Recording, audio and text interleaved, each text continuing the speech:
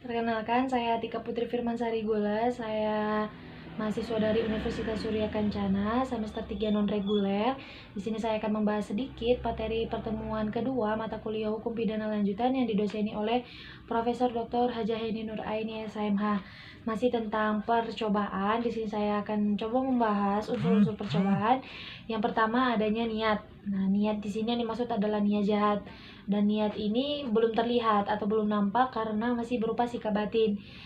Jadi niat ini baru terlihat atau nampak apabila sudah ada permulaan pelaksanaan suatu tindak pidana. Jadi pada prinsipnya niat ini tidak dapat dipidana. Kemudian unsur yang kedua adalah permulaan pelaksanaan. Nah, di sini juga ada perbedaan antara permulaan pelaksanaan dengan perbuatan persiapan. Permulaan pelaksanaan merupakan perbuatan yang sudah berhubungan dengan tindak pidana sehingga dapat dinilai pelaksanaan suatu tindak pidana itu telah dimulai gitu. Nah, sementara perbuatan persiapan itu merupakan tindak pidana yang belum dilaksanakan, masih dalam proses mempersiapkan untuk melakukan suatu tindak pidana. Misalnya ada seseorang yang ingin menembak, membunuh orang dengan pistol, kemudian baru mempersiapkan pistolnya, belum menembak orang yang ingin ditembak itu gitu. Jadi baru mempersiapkan. Nah, unsur yang ketiga adalah pelaksanaan tidak selesai bukan karena kehendak sendiri. Nah, ini ada 3 jenisnya. Jenis yang pertama itu adanya penghalang fisik. Ini misalnya itu seperti ada orang yang ingin menembak, kemudian tangannya disentakkan oleh orang lain. Ada penghalang fisik gitu. Nah, jadi sehingga itu pistolnya terjatuh atau tembakannya meleset gitu. Kemudian jenis yang kedua akan adanya penghalang fisik. Ini itu seperti takut segera ditangkap karena gerak-geriknya telah diketahui. Jadi baru mau ada penghalang fisik. Kan kalau misalnya udah ada penghalang fisik, kalau udah ketahuan langsung ditangkap gitu. Tapi ini kan baru akan adanya. Jadi dia ketakutan karena gerak-geriknya itu sudah dicurigai oleh orang lain begitu. Kemudian yang jenis yang ketiga itu adanya penghalang yang disebabkan faktor atau keadaan khusus pada objek yang menjadi sasaran. Misalnya orang yang ditembak daya tahan tubuhnya terlalu kuat sehingga tidak langsung mati di tempat seperti itu, atau seorang pencuri yang ingin mencuri suatu barang namun tidak sanggup memindahkannya karena terlalu berat, sehingga itu bisa menjadi alasan tidak selesainya suatu tindak pidana bukan karena kehendak sendiri. Selain bukan karena kehendak sendiri, ada juga tidak selesainya tindak pidana itu karena kehendak sendiri. Ya, itu ada 2 jenisnya. Yang pertama itu pengunduran diri secara sukarela. Nah, misalnya ini ingin mencuri tapi takut kepergok, atau misalnya ingin mencuri rumah polisi gitu. Lalu dia berpikir, aduh kalau saya mencuri di sini nanti ketangkep polisi, aduh nanti tambah panjang, mana polisi banyak lagi kenalannya dan begini ya, intinya takut kepergok gitu. Jadi dia mengundurkan niatnya untuk mencuri gitu. Kemudian jenis yang kedua itu penyesalan. Nah, penyesalan ini sudah melakukan tindak pidana, sudah dilakukan tapi menyesal. Contohnya itu misalnya meracuni orang. Setelah meracuni kemudian langsung memberikan penawar. Jadi yang diracuni itu tidak jadi mati atau meninggal. Seperti itu.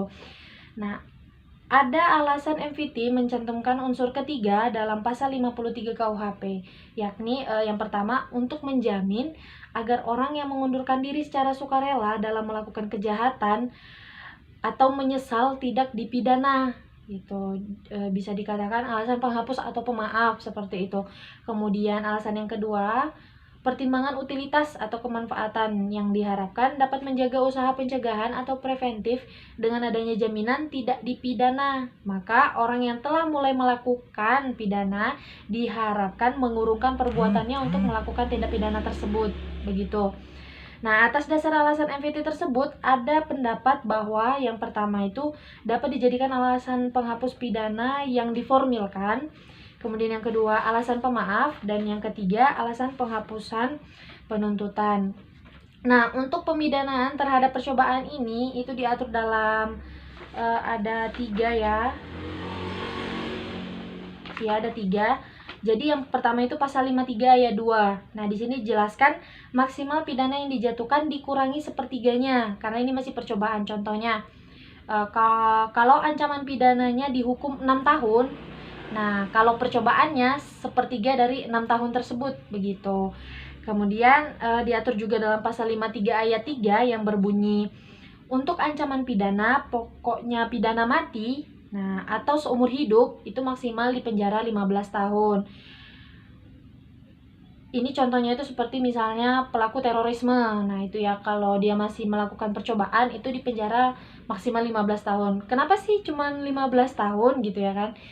Kenapa nggak 30 tahun atau seberapa gitu?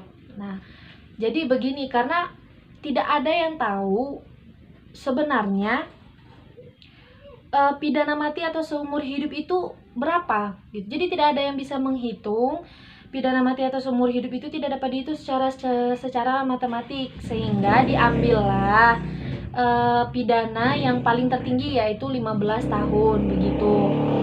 Kemudian diatur juga dalam pasal 54, yaitu isinya percobaan terhadap pelanggaran tidak dipidana. Nah, ada juga percobaan seperti itu yang tidak dipidana. Kenapa sih dibuat pasal ini padahal sudah jelas tidak dipidana, tapi tetap aja dibuat pasalnya? Nah, itu ada alasannya. Yang pertama itu untuk kepastian hukum begitu. Kemudian yang kedua adalah pedoman bagi aparat, supaya aparat tidak menjatuhkan pidana bagi yang melakukan pelanggaran yang diatur dalam pasal 54 ini. Nah, percobaan yang dilakukan yang ada dalam buku 2 KUHP bisa dipidana kecuali pasal 184, 302, 551 ayat 5 dan 352 ayat 2. Karena 4 pasal ini sangat ringan hukumannya, sehingga jika dilakukan percobaan hukumannya sangat ringan sehingga tidak efektif begitu. Jadi untuk kasus percobaannya dihilangkan, maksudnya tidak dipidana begitu. Lalu ada juga percobaan di luar KUHP ya. Misalnya itu diatur dalam KUHP seperti Undang-Undang Nomor 7 /DRT /1955 tentang TPE, atau Undang-Undang Nomor 35 tahun 2009 tentang narkotika. Nah, tindak pidana percobaan ini tidak berlaku bagi pasal ini. Kenapa? Karena perbuatan ini sudah dianggap selesai gitu. Jadi karena kenapa seperti itu? Karena sudah diatur sedemikian rupa di dalam undang-undang ini tadi, yang Undang-Undang Nomor 7 DRT tahun 1955 tentang TPE, atau Undang-Undang Nomor 35 tahun 2009 tentang narkotika begitu. Selanjutnya ada juga percobaan mampu dan tidak mampu. Nah, percobaan tidak mampu muncul apabila perbuatan pelaksanaan telah dilakukan namun delik yang dituju tidak selesai, atau akibat yang terlarang menurut undang-undang tidak timbul gitu. Nah, tidak timbulnya akibat yang dilarang ini dapat disebabkan oleh tidak mampunya objek. Nah, ini tadi dijelaskan di dalam pelaksanaan tidak selesai bukan karena kehendak sendiri, karena suatu objeknya, gitu, khusus pada objek yang menjadi sasaran. Nah, percobaan mampu dan tidak mampu, perbedaannya itu terletak pada percobaan objektif, yaitu menitik beratkan pada sifat berbahayanya perbuatan.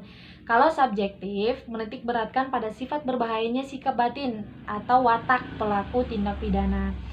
Menurut MVT, tidak mungkin percobaan pada objeknya yang tidak mampu. Yang ada adalah hanya percobaan yang tidak mampu pada alatnya. Nah, menurut MVT, percobaan yang tidak mampu karena alatnya dibedakan menjadi 2. Yang pertama itu tidak mampu mutlak atau absolut, yaitu bila dengan alat tersebut tidak mungkin akan muncul delik atau tindak pidana, misalnya meracuni dengan air kelapa muda. Nah, kemudian yang kedua itu tidak mampu relatif, yaitu bila dengan alat tersebut tidak timbul delik selesai, tetapi keadaan tertentulah yang menyebabkan munculnya delik. Dalam hal ini mungkin ada delik percobaan, seperti itu. Mungkin itu saja penjelasan saya tentang materi pertemuan kedua mata kuliah hukum pidana ini. Apabila salah dalam berkata, saya mohon maaf. Terima kasih.